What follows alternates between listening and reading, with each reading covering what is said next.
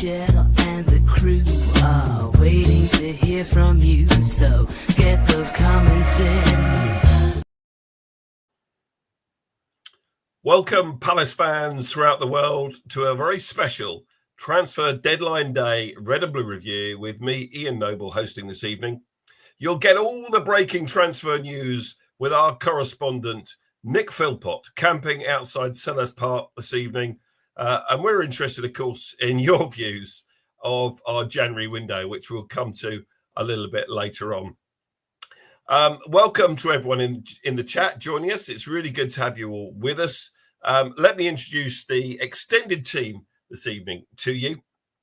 First up, I hope he's going to join me in a minute on screen, is Jel Holyoke. Hello, Jel. How are you, mate? Hello, mate. Yeah, I'm good, thank you. I hope you're well. Very Hey, good. I'm good. I've got the yellow shirt on because we always win away. We never win at home. So that's why I've got the away shirt on, and you've still got the home shirt. But never mind, that's okay. You can catch up. That's good. And also joining us this evening, we have our very own Tim Fab Richards. Where are you, Tim? Oh, there you are. How are you, mate? Evening. I'm not too bad. How are you, sir? I'm good. Yeah, I'm very good indeed. And lots of people joining us. Real panel. You're back from Manchester. Well done. Phillips Von David, John Knox, James Convey, Bruce Muirhead. Bruce, great to see you with us, mate. I hope you're well now. Recovering, I'm sure. Paul Holden, Charlie Byrne, Mark Callaghan, lots of people joining us in the chat. And also joining us, Yasmin. Are you there? She's there. I'm here. Yasmin, ever-present Broom. Every game so far this season. Am I right in saying that? Yep. And last season. And last season. Oh, my goodness me. You'll be wanting a medal next. That's for sure. And, of course, we've got an extended panel tonight. Joining us again is the legend, the one and only Jim Cannon. Jim meet Yaz meet Jim. Jim, how are you, mate? Yeah, I'm very good, thank you. How's everyone? Yeah, very good indeed. Very good. Normally, we only get you on for home games. It's an honour that we've got you for an away game. That's unusual, isn't it? I don't know. It's just your mate keeps texting me and saying, can you come on the show? So there we go. Anyway, guys, listen, another 3 points on the road yesterday, taking our unbeaten away run to 8 games in the Premier League and clean sheets in the last 4 of those. Bournemouth, of course. Where did we go next? We had Leicester. We went to West Ham. And yesterday, of course, Man United. 4 clean sheets in a row on the road is unbelievable. We'll come to the game in a moment, but there was a fabulous stat doing the rounds following our win at Old Trafford yesterday. Manchester United have failed to score a goal in 4 consecutive games against a single opponent for the first time ever in the Premier League. And there's those results up there in front of you. 0-0 at home this season. Last year, the double, a 1-0 win up there and a 4-0 win at Selhurst. And yesterday's win, of course, is absolutely fantastic stat. That's quite something, isn't it? And Palace have now won 4 of their last 6 visits to Old Trafford. What about that stat, Jel? You got an away shirt on now. I just wanted to prove I've got a yellow shirt. Brilliant. What about that stat, Jel? 4 of the last 6 visits we have won at Old Trafford. I bet that pleases you, doesn't it, in your family? Are we not? I think I put a stat up of 10 games, 4-3 to us, 3 draws. I'm sure that's what it is. We've won 4, they've won 3, and there's 3 draws in the last 10. Yeah, I mean, they're pretty rubbish. Well, I'm not going to say they're pretty rubbish. I mean, I think we're sort of pretty decent away, and they're just pretty crap now. So, but, well, you say that, but they've just won. They won their last 3 before we played them yesterday. They're a team of individuals, mate. They ain't got. They don't have a. You know, no matter what their manager does, and it doesn't matter what any manager does. Their last 3 have proved that you can win European competitions. You can be really good. You can win leagues. But at Man United, it's a poison chalice. Players go there that go there for 80 million quid. Great European players, and they leave there and go and just literally to put their careers back on track.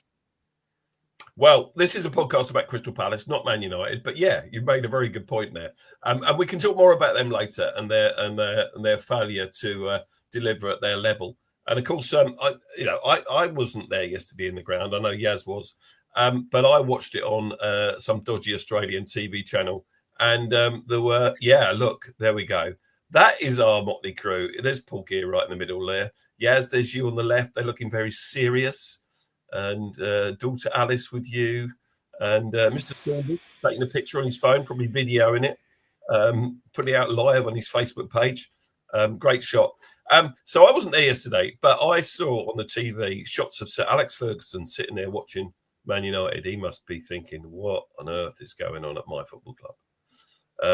But it's also important to remember, and I said this to someone today, I was having a chat with them, they were saying how good Man United were under Ferguson. And I said, don't forget, it took him 4 years to win his first trophy, and if they hadn't beaten us in the 1990 Cup final, the rumour was he was going to get the sack anyway. So, and the rest, as they say, is a sort of bit of history. Anyway, let's get the team up. Let's talk about the game yesterday, because it's worth talking about. There's the side in our resplendent yellow kit. Henderson in goal, of course. Munoz and Mitchell wing backs. Richards, Lacroix and Gahey centre backs. Hughes and Lerma in the middle of the park. Sarr, Mateta, and the one change, Eze dropped to the bench. Kamada starts. And I suppose the surprise wasn't the fact that Eze wasn't in the starting 11, that he was on the bench at all. This is what Oliver Glasner had to say. Surprisingly for all of us, he could train yesterday, so great job from our medical department. He wants to contribute, and he said he's ready for us and that he gives us a good option from the bench. Yaz, what did you think when you saw the lineup? Were you surprised to see Eze's name on the bench? Yeah, really surprised, pleasantly surprised.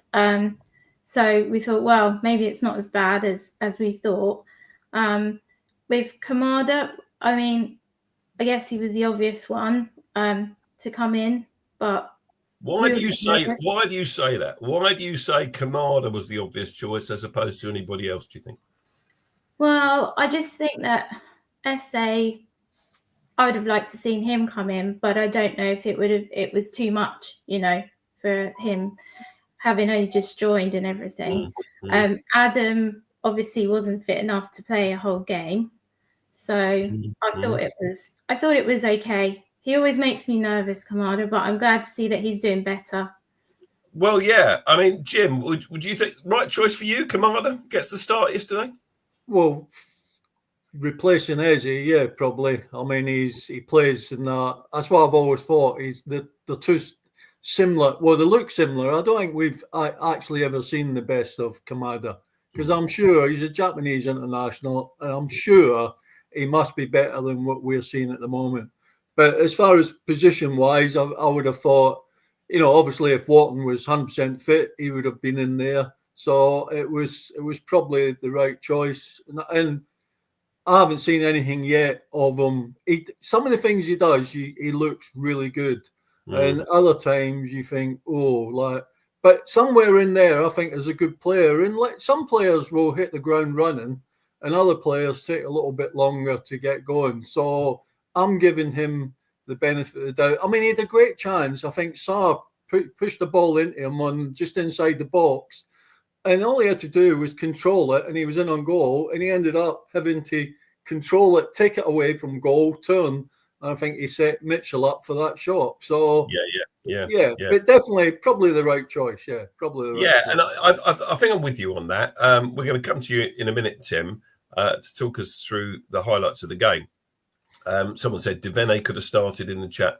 But look, I'm with you. I think Kamada was the right choice. Let's not forget the arena that they're playing in. They're playing at Old Trafford in front of over 70,000 people. Kamada is used to that kind of, or potentially used to that kind of crowd, played international football. I've been saying for a while on this podcast that I think there's a player in there somewhere. And he hasn't done a lot wrong recently. So I think it's probably the right decision that he starts. But the pleasant surprise, as we've already said, was that Eberechi Eze was on the bench, and he was an option which we saw a little bit later. So, Tim, you watched the game. You watched some highlights and everything else with most of us. Talk us through the key points, if you would, please, of the first half. Yeah, I'll kind of do it a little bit differently because I wouldn't do it as well as Yasmin or yourself. But, yeah, I mean, you've gone through the starting lineup. Kind of agree with you on Kamada, but we can also agree to disagree on that. But first half, I mean, basically, pardon? Who would you have started then? I think I would have started Devaney over Kamada, but looking at the way Kamada played yesterday, mostly I think he did all right. I've got to say, you look at JP Mateta last year or beginning of last year, early last year, a lot of us were saying get rid of him because he wasn't doing it. Look what he's doing now. So, like you said, maybe it's just a case of time. Yeah. So back to the game yesterday. United started pretty strong as you would expect. They had a couple of chances early on, only one on target. Henderson made a great save. They made 2 great saves during the game. What a save it was, yeah. Yeah, I mean, that was a great save. Kept us in it. If they'd scored then early doors, pressure would have come on. Who knows what would have happened. But he made a great save. But then after that, we kind of got into the game a bit more. And we started showing ourselves that we were attacking. Great cross from Tyrick, I think it was. And Munoz came in at the back post. Should have be done a bit better with the header, but a great run. He got there, put Caesar down in the defence of United's defence, I think. And then again, not long after, I think it was a corner United had. JP back defending. What a run! He took the ball out from the penalty area, all the way up, lost it, got it back, laid it off. A great effort from Lacroix then, a real fierce shot. Let me stop you there, because I think it's worth just dwelling on that run from Mateta. So he chests it down in his own penalty area, defending a corner, and he runs the length of the pitch. And you must have been out your seat by then, Yasmin, if you weren't already, because it was just a tremendous run. And yeah, I think he must have been exhausted at the end of it, because it was such a long way to go. Just that final decision making let him down at the end, or he played the wrong ball, didn't he, at the end, I think? Yes. Yeah. Oh, yeah. We weren't in our seats for most of the time. Well, any of the time. But we all got really excited by that. And I could see that was quite a good tactic that we kept having during the game. Whenever they got a corner, we would then hit them on the break. So I thought that worked well. Yeah, totally. Yeah, good. Yeah. So others, and Jim, come in if you want to, by all means, at any time, as Tim takes us through this. But I thought it was worth just unpacking that one a little bit more. And then the next chance, Tim, you were talking about, sorry. Yeah, it was, I can't remember if it was Tyrick again who had the shot. I can't remember. But we were attacking, and from the left, a shot cross came in, and you could see JP was going for it, but Sarr just got a little touch, a glance on it, and it just took it away from JP. Otherwise, I think he would have been on. You'd been on for that. But again, it's all putting Caesar down in the defence of United's defence. Look how well we were playing. That was the time that Jim alluded to earlier, was Kamada was played in, and he just overran it a bit, didn't he, Jim? I think, and then he played it back to Mitchell. Whereas if he'd hit it first time, there was a shot on, I think, at that opportunity. Jel, you need to unmute yourself. I think that's probably the first time I've ever seen four separate Palace players could have scored in 10 seconds. Because that Kamada, he got put clean through. Had his touch been better, he was in and would have had a chance. Well, he would have scored because their goalkeeper is absolute toilet. And then when he played it back, Mitchell should have really scored. And then Sarr really should have scored. If he hadn't scored, then on the far post is Mateta, and he would have probably scored. Although I'm not sure whether Mateta would have been offside. But what I'm saying is, it was like, I sat there going, how have we literally not scored? Yeah. So I think the shot come cross was a bit too powerful for anyone to get. But any touch at all, goal. I think it was a shot, wasn't it? Really? Yeah. It was a shot. But I think Sarr took it off Mateta's head. If Sarr hadn't touched it, Mateta would have got to it. Yeah. But anyway, 0-0 still. And then we come to the point of the Lacroix shot, or haven't we got quite there yet? Got past Lacroix shot, and then I suppose the last real moment of excitement in the first half was Lerma played a glorious ball through to JP, he took it through, and I was convinced he was going to score watching that. But I think the keeper actually wasn't given a corner, but I'm pretty sure their keeper saved it rather than JP missing it. But I thought he could have scored there. But it was a great move again, great run, and a really good effort. Well, didn't their keeper celebrate as if he'd saved it? Yes, sort of celebrate, and they still gave a goal kick. Yeah, Jill. But he stopped himself from celebrating, which is why the referee didn't give a corner. Yeah. It was a half celebration. I think he forgot himself for a second. Yeah, absolutely. But, and it would have been nice to have a corner because we didn't have one the whole game. So, that doesn't happen very often, does it? So, and again, were you in the ground, Yaz? Were you counting their corners, thinking, when are we going to get a corner, Yeah, well, in the first half, I think they had about 5 corners like in quick succession, and we were thinking, oh no, here we go, But that's what you've got to do. These big teams, if you can soak up that pressure, then you've got a chance, and we did it really well yesterday. Yeah, we did. And there's one player that I'm going to talk more about later on. Is Chris Richards. I'll come to you, Jim, for your view on him, because I just thought he had a great game at centre back. Really, really good. So we get to half time and it's 0-0, Tim. Yeah, that's it. So delighted with that. Wendy came downstairs and asked how it's going. She actually watched the second half, which was amazing. So the second half started. No substitutions at half time.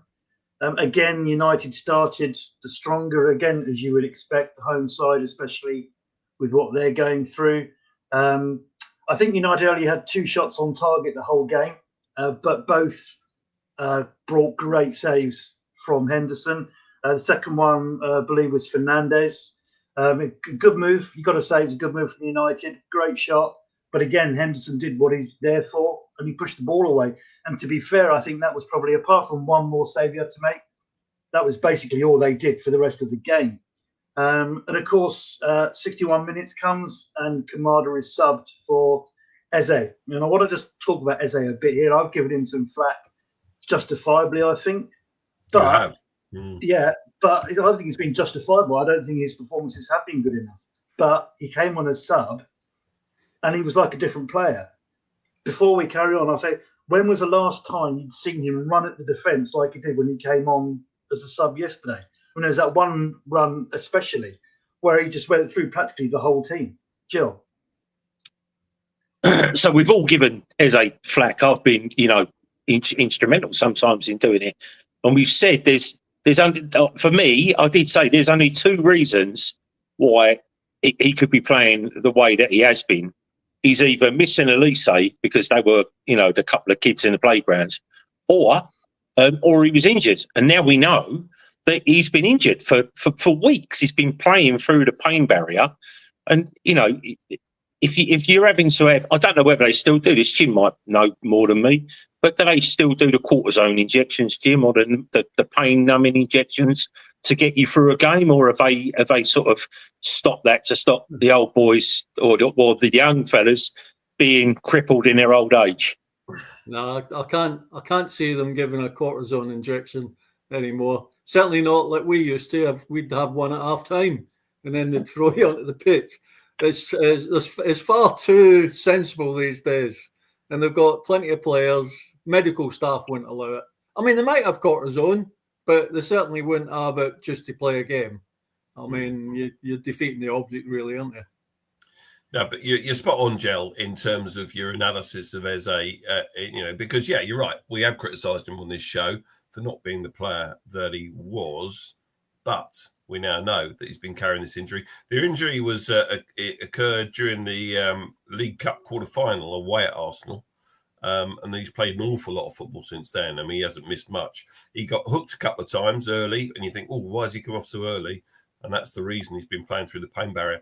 But they've now said, haven't they, that the rest will come against Doncaster in the FA Cup. So we won't see him next Monday night. But that should be okay. If we can't beat Donny without him, then we shouldn't be progressing anyway. So at least we have a reason for it. And hopefully he can get his rest and be back to his old self very, very soon. So, Tim, second half of football at Old Trafford. Yep. And then, of course, came the first goal. Martinez we'll talk about a bit later probably. A pointless foul on Sarr came in the back of him. Silly foul to give away, but a foul. Yeah. Up step super sub Eze, a peach of a free kick. I mean, he couldn't have put it in a better place. But again, the Croat had some work to do. Out jump, great header back. Keeper off about a yard off the line. There you go, 3 yards. Yeah, Maguire rooted like a cabbage. And JP did what he does. He reacted first and did a great, I say great finish. He should score that. But I've seen those put over the bar before. But yeah, cue Bedlam in the away end. Yeah, if you watch Harry Maguire back, he was simply ball watching. That's what he was doing. He wasn't marking his player properly. He was ball watching. And rooted like a cabbage. Yes. Like a cabbage. 80 million quid they paid for him. Can you believe it? Yeah. Oh, dear. So anyway, the game carries on. We're glorious. It was a superb goal. It was a great moment. I bet the away end was you could hear it on the feed I was watching. That's all you could basically hear. It was glorious. And then on 80... Sorry, can I interrupt you, Tim? Can I ask Yasmin? Let's come to Yaz, who was in the ground. Did anyone miss the goal because they went to the loo or anything like that? No, but I think Paul nearly fell over the edge because when we're the steward's got a bit worried because he was celebrating a bit too much, and so that was really, really great. But yeah, no, we loved Paul it. Gear was celebrating too much. Is that what you're saying? Have you not got a video of this? I want to see a video of it. No, well, we're not Man United fans that have to video every living aspect of the match. Especially when there's a corner, we're too busy watching the game and then celebrating. Yeah, there was one moment on TV when they had a corner and literally every Man United fan had their phone out. Yeah. Behind it. It was unbelievable. It wasn't just one. It was like, Nikon advert or something. It was ridiculous. Crazy. But there we are. So Bedlam in the away end, I guess, for that. And 1-0 up. Great. And a great feeling, isn't it, when you go in front away from home. Just one word about the free kick. I meant to say this earlier. The free kick wasn't dissimilar to the second goal at Leicester. Yeah, I was going to say that. Yeah, very similar delivery. Yeah, good. Oh yeah, then we get on to 82 minutes and Martinez. You don't want to see any player get seriously injured. Well, most players not get seriously injured, but he's not afraid to go and injure players. But I don't know what the injury is for him, but. Yeah, that was... This was the home game. This was the home game this season. And he's off the... how didn't he get sent off for that? Goodness me. So karma. Producer guy Nigel has put that in there for a bit of karma, he said. Appreciate it. Karma. Well, go back to that last slide, Nigel. No, the other one. What's the other Man United player doing behind him? I've just noticed that. Sorry, I had to comment. That's ridiculous. Anyway, carry on. Yes, Yasmin, did you want to? Yes, come in. I just want to say that so the linesman actually flagged that there was a foul, that Sarr fouled him, and he didn't. We were literally going berserk at this linesman, and then all the players were. So it was Sarr, Mateta, I think. Lerma, he really gave him, and then Hughes came over, and I was just a bit worried because Hughes had already been booked, and you know what it's like now if you start having a go, they book you. But luckily it was all right. But yeah, we were really mad that he gave that as a foul. Yeah, and we're watching it on TV as well. No way was it a foul. No, not in a million years was it a foul. No, and he's through. Sar's through there, and could have been 2-0, and it should have been 2-0 maybe. I don't know. But, he pulled up before he had a chance to play the ball, but. Yeah, disappointing decision. But, clearly the boy Martinez was in a very bad way. The delay, this was about 5 minutes, was it? Something like that? Yeah, it felt a bit longer than that. It was a long time where they were giving him oxygen and all sorts of things. Paul Bristow saying some of the supporters were chanting something that they shouldn't have. But I think it was more because we were all still mad about the foul thing. But, yeah. Shouldn't chant that sort of thing. No. Would have been a good time to go to the loo, wouldn't it? 5 minutes, I suppose. Yeah. Anyway, hey ho. Then we made a couple more subs. Klein came on for Mitchell. I think Mitchell had pulled up or something. I wasn't sure if it was a hamstring or Cramp. That's what it cramp. was. Okay, right, cramp. Fair enough. And Wharton, good to see Adam Wharton back on the pitch. Really good to see him back. And also here, France is not far away, so that's good. But I'm still thinking we need another goal. The Old Trafford effect could come in. I'm thinking, I'm sitting there, like, come on. They kind of have an attack, which was pretty pointless again, and then we broke. And again, we said it before, if it was a Man City or Arsenal breaking like that and scoring that goal, that's all you'd hear about. But obviously, because it's Palace, it's barely mentioned.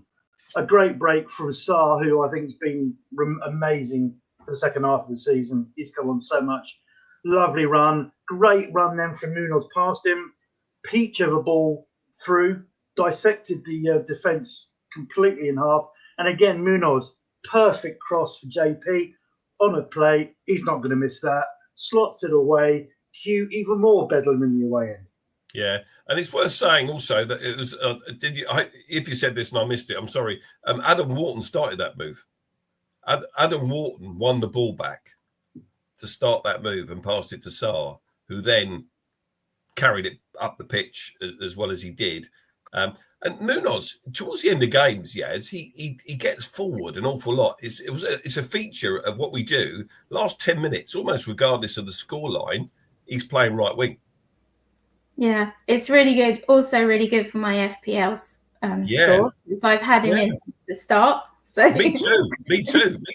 Listen, Mateta and Munoz got me 24 points yesterday. Happy days, double whammy. Very good indeed. Very happy with that. Good. So, Jim, Munoz, you're a defender. You're in that position. Your eyes light up. You can see the goal. Did you half expect him to take the shot on, or did he do the right thing? I guess he did the right thing. No, I think he in his mind all the way along there, he could see Mateta.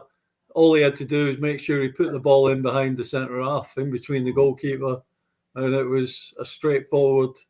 I mean, he's the guy. He amazes me. That's 80 odd minutes, and he's still sprinting 100 yards down the pitch. The only thing is, he's still doing it on the 96th minute when you just want him to sit there, and so as we don't give a goal away.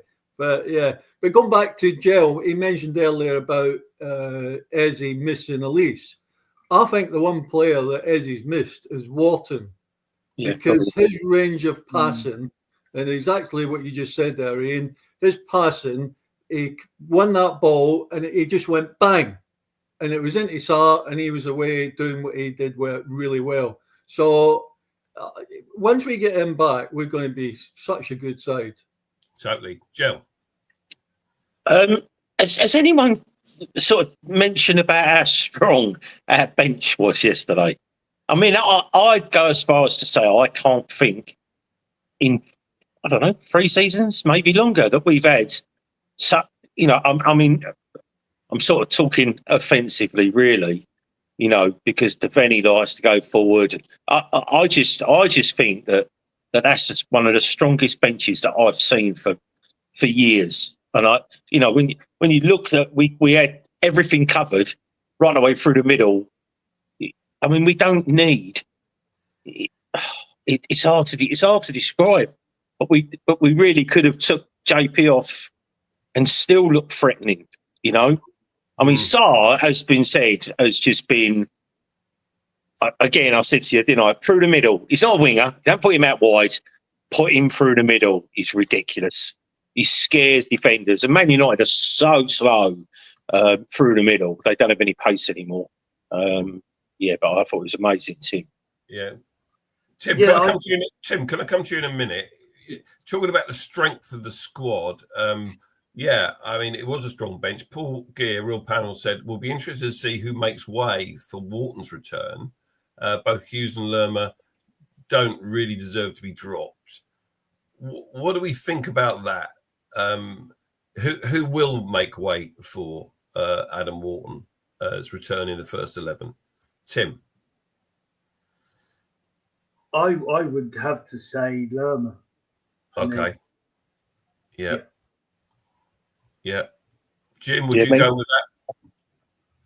Yeah, but I mean, it's not like sort of years and years ago when player didn't play, he was dropped. Now they're not dropped anymore. There's just a bit of rotation. Yeah. So he'll start Absolutely. with Hughes and Wharton, and then after about 65 minutes, he'll change Hughes with Lerma or something. So, I mean, the modern day system is not about just two midfield players and Yeah. picking the best two. It don't work like that anymore. So the three of them will dovetail and they'll all get game time. So Yeah, very good and that point. will keep us probably fresher legs rather than somebody running about for 90 minutes. Yeah, and you do need those fresh legs late in games as well. Pete Storm says Hughes will be suspended soon enough, so I won't have to drop anyone. Yeah, maybe. Mate. He's got a booking in him every game, hasn't he? As Will Hughes, bless him.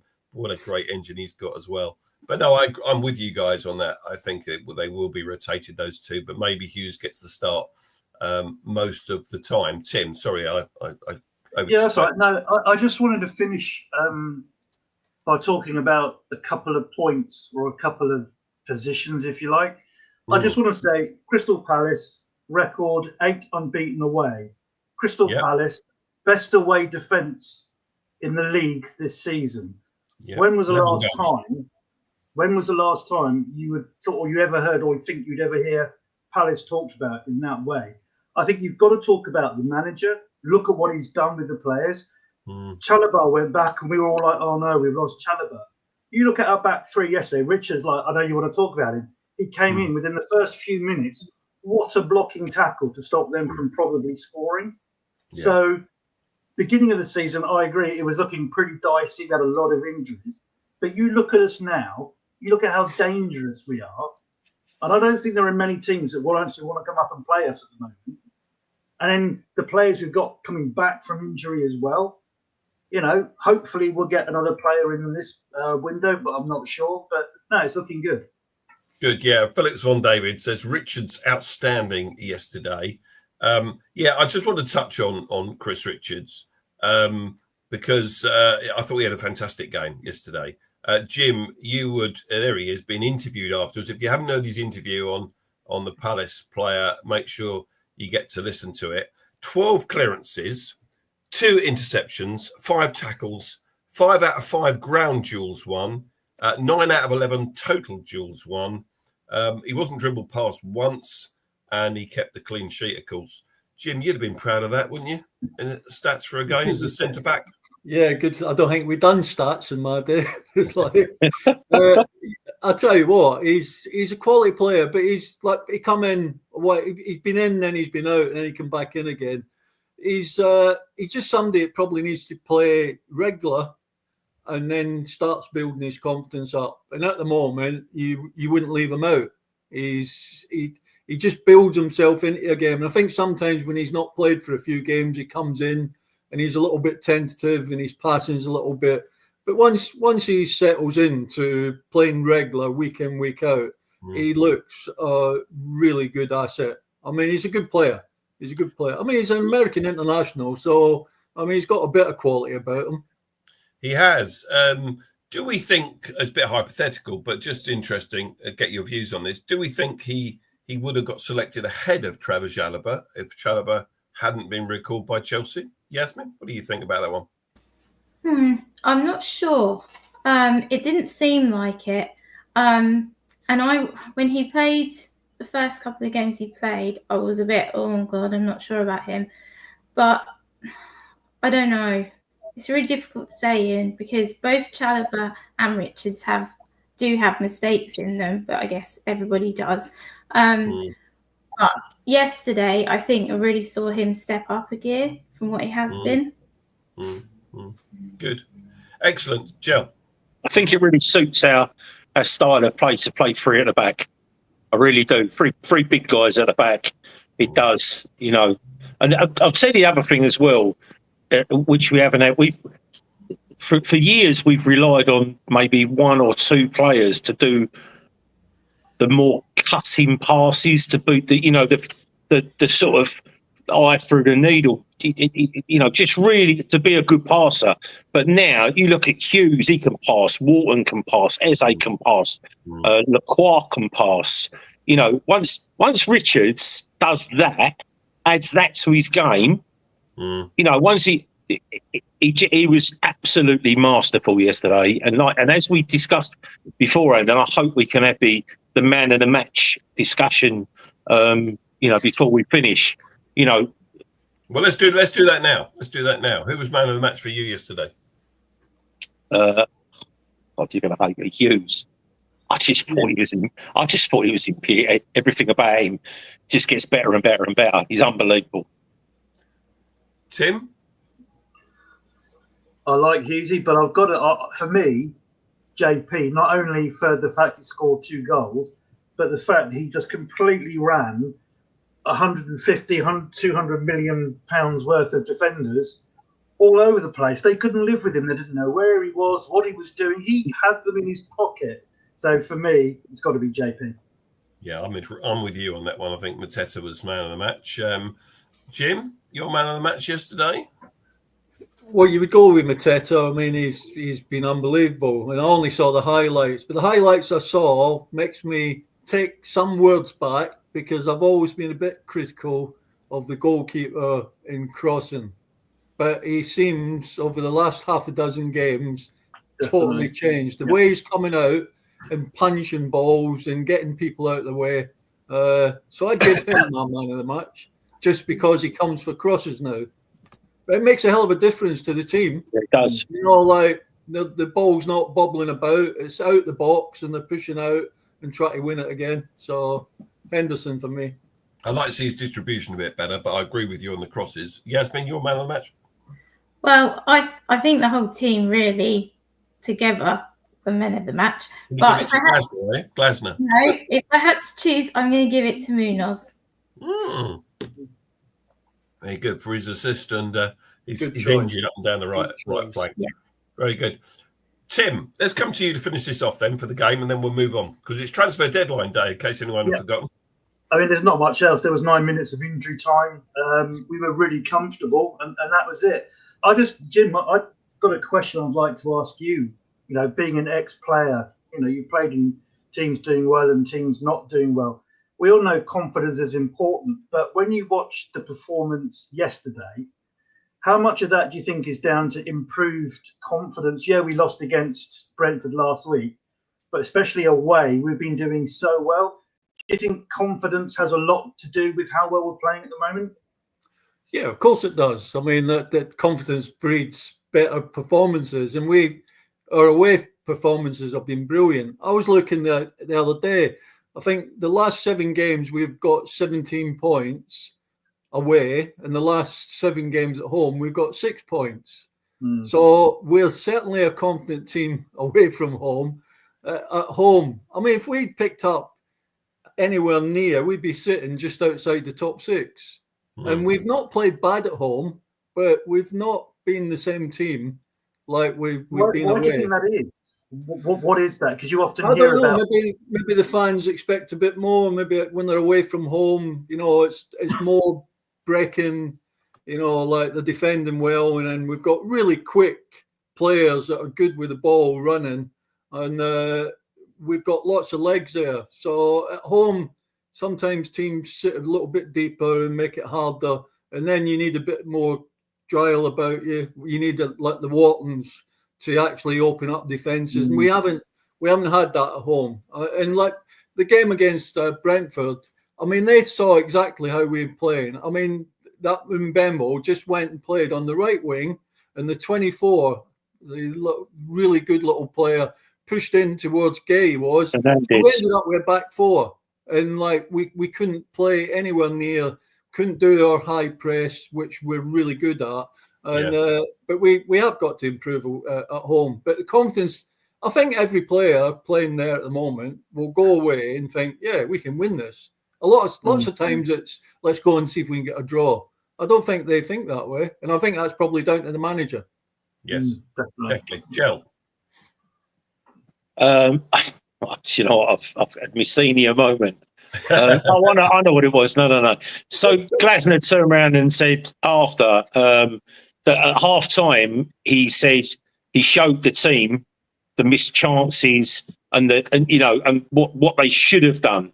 and he said he wanted a quicker transition in the middle of the park. And basically what he was saying was he wanted Sarr to get the ball and run at them. And the minute he did that, they panicked. That's a kick him every time. That's what he was after. So you see, he didn't say, out on the wings. He said, going through the middle, I want the transition quicker. And that's why you see him accelerate, go past there, whoever he went past with ease, and then absolutely played the ball of his life through to Munoz, or Munoz, as the commentators kept annoyingly calling him yesterday. But yeah, when you see some managers like the Man United manager, he just sits there, goes like that, because all the work that he's done in the week, they're not doing. But all the work that our manager's saying, all of a sudden, 9 times out of 10, 9 times out of the last 10 games, it's come off. The Brentford game is always going to be. We're very, very much similar to Brentford. They just had a little bit too much firepower for us on the day. We did that one last week, of course, and it was all about the first goal against Brentford. But you're right, the 10s can drive, and Eze, when he's on his game, Sarr, they pick the ball up and they can drive and they go past players, and they play narrow, so your wing backs are wide up, giving you the width that you need.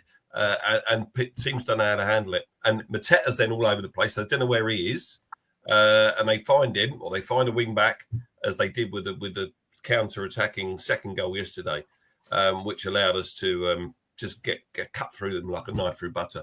So very satisfactory, makes it well worth it for the travelling faithful, doesn't it? When you go all that way. And you defy all the transport odds and everything that was thrown at us yesterday with Avante.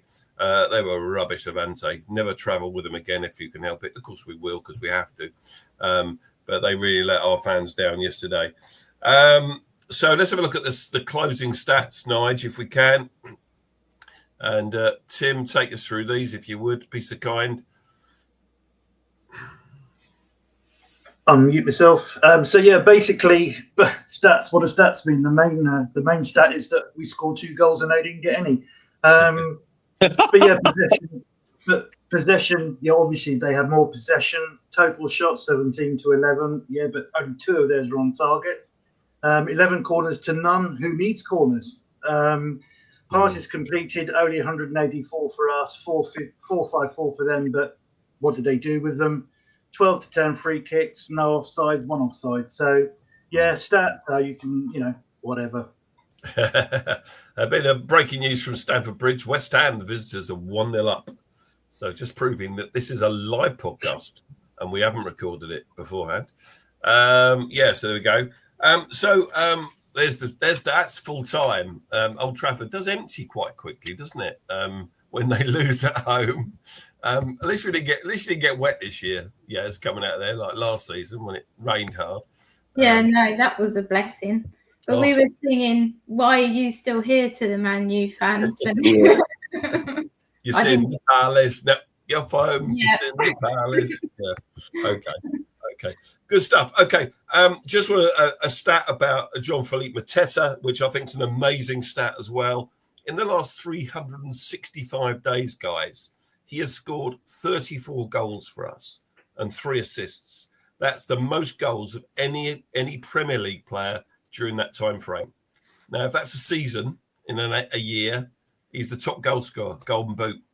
So he's got it in his locker. He can do it. He might yet, of course, but I thought that's an incredible stat. Of course, there's damn lies and statistics. You can cut stats any way you like, but it's still an interesting one nevertheless. That's the game. 2-0, fantastic win up at Old Trafford yesterday. In customary fashion on this podcast, let me just share some news about how our other teams have done since we last broadcast. The under-21s have not played since our last show, but the under-18s have. On Friday, the 31st of January, the under-18s played at the Staplewood Training Ground, which, in case you don't know, is the home of Southampton. And they drew 1-1 away from home. Well done then. A point on the road. And our women on Sunday, the same day as the guys played, they drew 1-1 away at Brighton at the Broadfield Stadium. Is that the home of Crawley Town? I think it is, isn't it? Broadfield Stadium. one each. Now they're bottom of the league, the ladies. They're on 6 points, I think. One down. Do you think they've got enough to stay up? Jill, I know you follow the women's game a bit. You know, are they going to stay up in the Women's Super League? Hang on a sec. Let me rack my brains. Only one go down, isn't it? Yep, absolutely. Well, as long as they don't finish bottom, then they'll stay up. Cutting edge reporting here on the Red and Blue Review. To state the obvious. Listen, I don't follow them at all, I'm afraid. But I'm sure there will be someone in the chat. Get your eyes on the chat. There will be one or two people that go there regularly, and they will know, better than any of us, how much of a chance we have got to stay up. And I know it's we're 46 minutes gone and no one's mentioned Brighton, so let's not mention Brighton. Yeah, all right. Of course. Anyway, someone will know in the chat. 7 Up here, just drinking me 7 Up. Seamless. Brilliant. Okay, yeah. So, in all seriousness, if you think tell us if the ladies are staying in the Women's Super League. Tell us why. So Lee Lockwood said it's between us and Leicester for the drop. Wouldn't it be nice if Leicester had a double relegation, because they're certainly getting relegated from the Premier League.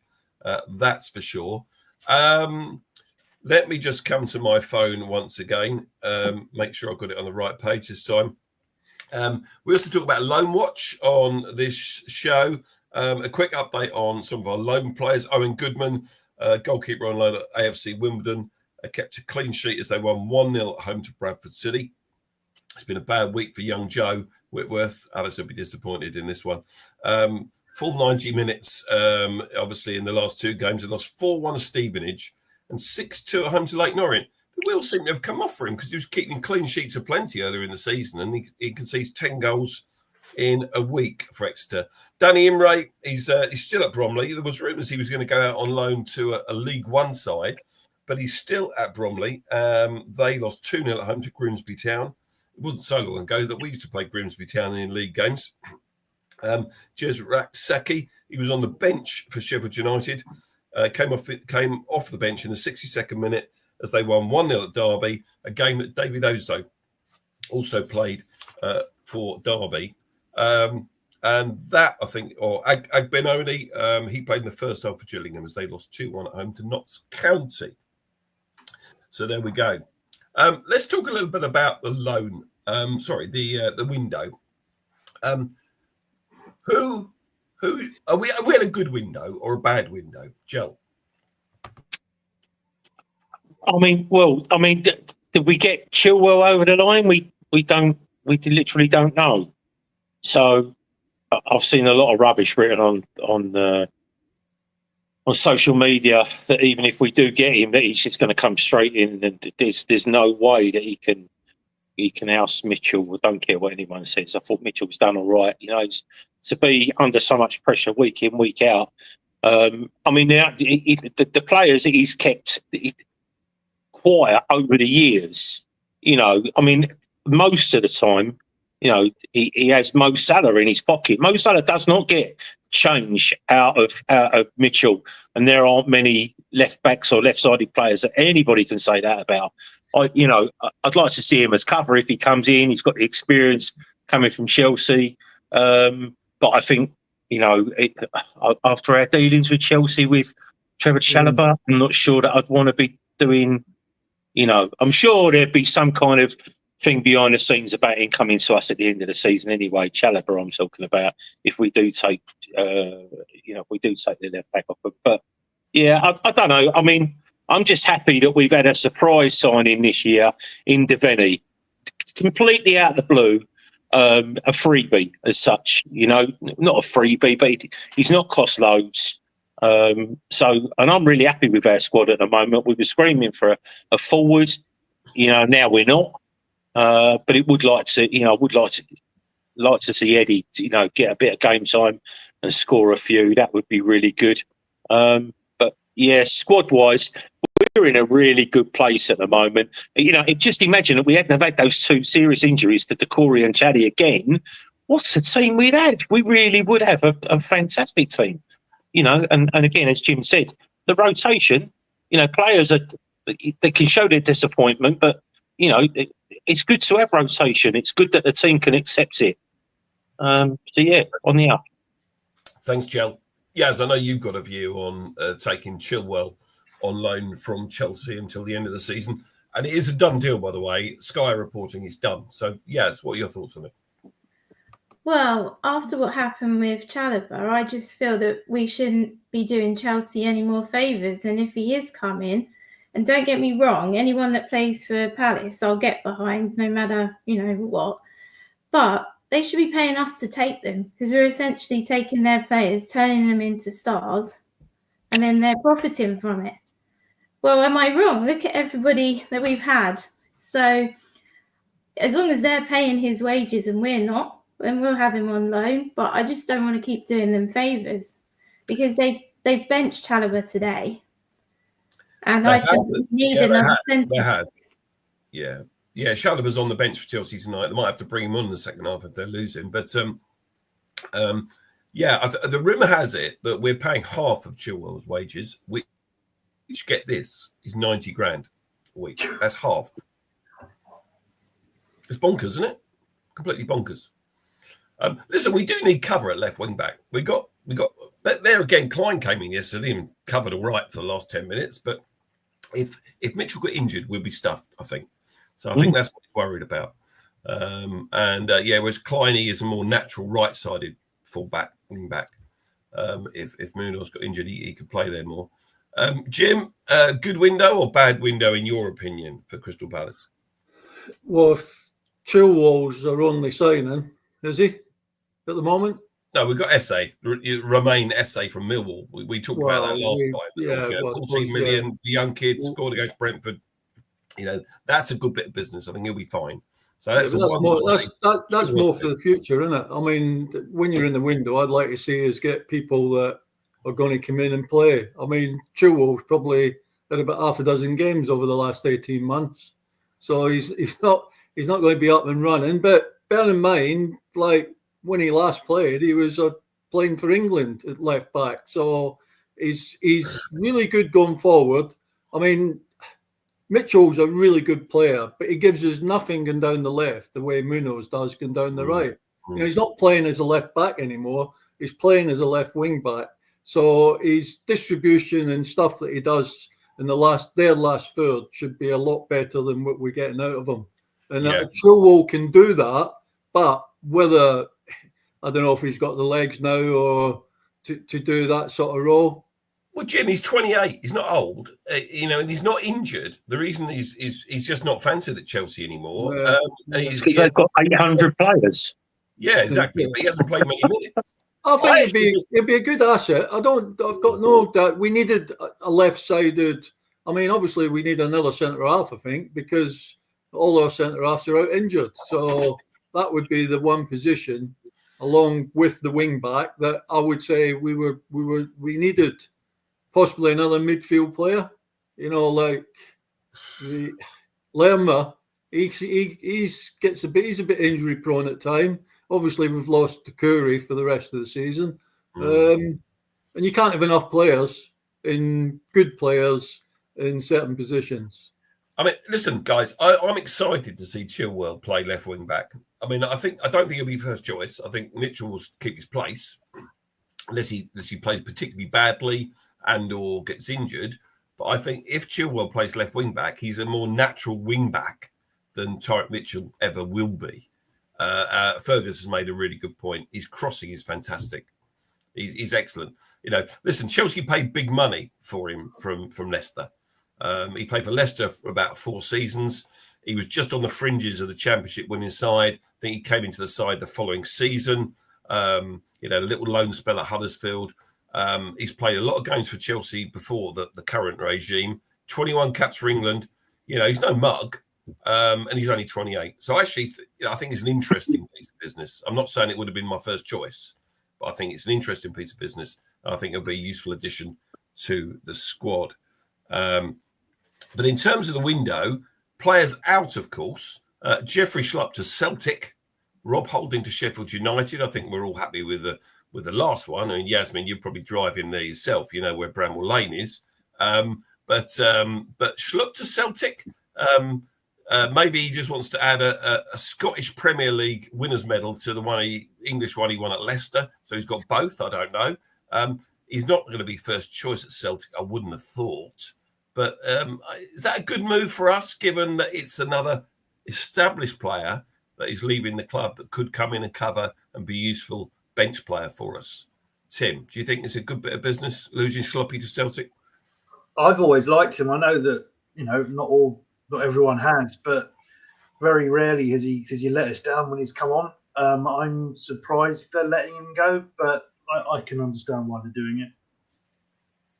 Jim? Yeah, it's a great move for him. Have you watched Celtic play lately? I think he could get in that team quite comfortably, actually. I saw the Champions League highlights away at Villa last week. I thought they looked all right at times. Yeah, Schluppy's a decent player. I mean, he probably wants to play games. He wants to play football. I mean, he's an experienced player. He's been around quite a while now.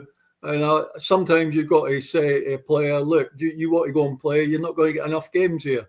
And I think we've probably got enough cover. He's only ever come on the last 10 minutes of games. It's not as if he's come on for 30, 40 minutes and really changed things. So good move for him. And have we sold him, or is he a loan? It's a loan deal to the end of the season. So it just takes another player maybe off the wage list and allows you to maybe give Chilwell another 90 grand a week. Yeah, because he's on about 60 grand, Schluppy, apparently. It's 55, 60 grand or something. So, you get that off the wage bill. That's a factor, of course. And, of course, imagine, he goes up to Celtic and he plays in the Champions League. Is it Bayern Munich they've got? Celtic, I think. Yeah. Well, he'll only get two games. Wills did that, though, didn't he? And look where he ended up half an hour later. So, very true. I think it's a half decent move for him. I mean, I thought Celtic, they see their fans getting battered in the stands, bringing their usual thuggery down to England. But yeah, no, it's good for that. I just got a question for you. Talking about ins and outs and loans and stuff. Do we see Jezrek Saki coming back? And if he does come back, will he get in the side? Do you think he'll come back, or do you think that this might see the end of him? Because I think I can't see him getting back. I can't see him playing unless they're literally going to build up a very young team and use that in the early cup games. But then we seem to be taking the cups seriously. So I'm not sure. Okay, so it's a good question. And I think without the signing of Romain Esse, I would say, he'd probably come back at the end of the season. But the boy, they play in the same position, and we paid 14.5 million to Millwall for him. So I think he's ahead of Raksaki. And at the moment, he's not getting in the Sheffield United side. He was starting, but he didn't start the weekend. So I think he plays out the season with Sheffield United. They get promoted to the Premier League because it looks like they're going to come back up again. And then they'll have a choice to make. They might want to buy him. And I think if they make us an offer for him, whatever it is, I don't know, 5-8 million, we'll probably sell him. That's my opinion. Anyway, guys, listen, we're going to have to move this on because we're just 2 minutes away from 9 o'clock. The other bit of thing I wanted just to touch on today, talking to the window, apparently Spurs put in a bid of £70 million for Mark Gahey this morning. We flatly refused it. Right thing, of course. I had Tottenham mates texting me, messaging me and WhatsApping me saying, we're getting Gahey. I said, no, you're not. No chance at all. If that offer had come in on the 1st of January and Chalobah had stayed at the club and wasn't recalled by Chelsea, and Shadi Riyad hadn't been injured, would we have taken that bid more seriously, Tim? Possibly, because I can't remember how much longer he's got left on his contract, and another year after this season. This season Right. is another 12 months after this season. It's a toughie. I'm glad he stayed, but I could have seen the club. If it started at 70 million, they probably could have got it up a bit more. And that's a lot of money. So I think they probably would have looked at it quite seriously. Okay. Gel, do you think we would have taken it seriously if we still had those other two centre-backs fit and available and at the beginning of the window as well? Ifs and buts. I had a famous chef once say, My mother had wheels. But anyway, yeah, I don't know. We've had talk for the last, I don't know, at least the last year about losing him. Will we see him in a Palace shirt next year? I don't think so. I think Newcastle will. I think he'll be at Newcastle. Well, Newcastle or Liverpool, I think there'll be a bidding war. I think people are worried about. I think it will be. Yeah, but he'll want to play Champions League football. You know, he'll want to. It's good enough to play Champions League football, but he's not going to get it at Spurs. No. That's the thing. That's a dead cert. I doubt he'll get it. Would he get it at Chelsea? I don't know, but he'll get it. He'll get it playing for Liverpool. He'll maybe, don't know, toss up whether it's Chelsea or Newcastle. Yasmin, have the final word on this, please. Well, I don't think 70 million is enough. If, as you said, Harry Maguire, 80 million, that makes Mark over 100 in my eyes. Sorry, but there's absolutely no way, even on the first, 30 days later doesn't make a difference to me. No way we should sell him. I know we probably will in the summer, but at the moment, no way not to anybody. Yeah. So Danny Hudders in the chat. Danny, thank you for your comment. Spurs weren't interested, otherwise they would have made the bid earlier. Mischief making from the Spuds. A real panel. 70 million is a big bid for a player with 18 months left. You're not wrong, Paul. So we're not selling him. That's the end of that one. But I think he is at risk of going in the summer, and I think there'll be a bidding war. Let's have a look at the upcoming fixtures, guys. We're at past 9 o'clock already, but we're just going to carry on for another 5 minutes or so. Next Monday evening, Monday week, this time next week, yes, it'll be half time or something up at Doncaster at the Keep Moat, I think. Hang on a minute, we cough again. Excuse me. Somebody else talk through these. Jel, talk through these fixtures if you would. Donny next Monday, and then. Do you know what? My eyes are so rubbish. And then we've got Everton. Yeah, we've got Everton, and then Fulham away. I'm sure there's a boat going up there with Grant Saunders, Etel. Then Villa at home. We got half decent chance of that, I think. They don't seem to be fantastic at the moment. Then Ipswich. So we have a 3 out of the next 4 games at home. So Newcastle away, most people get battered by Newcastle, but our defence, we're pretty decent away. So, yeah. Okay, yeah, I'm stopped coughing now, so I'll come back to you. So the Everton fixture is 5:30 kickoff on Sky Sports Saturday week. Villa at home is on TNT Sport. That's on a Tuesday night, 7:30 kickoff. Villa have been active in the window today. Marcus Rashford. They brought a boy in from overseas, which they were waxing lyrical about on Sky earlier. And then the Ipswich game at home. And a word about the Newcastle away game scheduled for the 15th of March. That is very much subject to change, because if Newcastle beat Arsenal in the semi-final, don't forget they're 2-0 up already from the first leg. That game is Wednesday week up at St James Park. And if Newcastle get through to the EFL Cup final, then our game will be postponed until later in the season, and we won't have a game that weekend. Are we progressing to the 5th round of the FA Cup next Monday night, a week today? Score predictions very quickly around the room. Yaz, what's the score going to be next Monday? I think 4-0 to us. 4-0. Okay, Jim, as positive as that? 3-0, yeah. 3-0, okay. Clean sheets all round, Tim? 3-0, I was going to go. Okay. Joe, you make a full house of clean sheets? 3-0. 3-0, 7-0, Tony Quinn says. 7, yes, 7. That'd be good, wouldn't it? Anyway, so Yaz and I are being the away and up at Doncaster next Monday. And our next show is going to be obviously 24 hours later on the Tuesday 11th February, we will return. Maybe Nick Philpott will be. He's still standing in the cold, by the way, outside Selhurst Park, waiting for the break-in transfer news. Nick, sorry we haven't come to you. You haven't had any news to tell us. There he is. He's still waiting outside Selhurst Park to give us the news, and there isn't any. Guys, thanks so much for joining us. Jel, Tim, Jim, and Yasmin. Thanks for being great people on the panel tonight. Thank you to all of you joining us in the chat. Have a very good evening, everybody. Good night. Good night. Night. Not all. See you all. Well played, Brighton.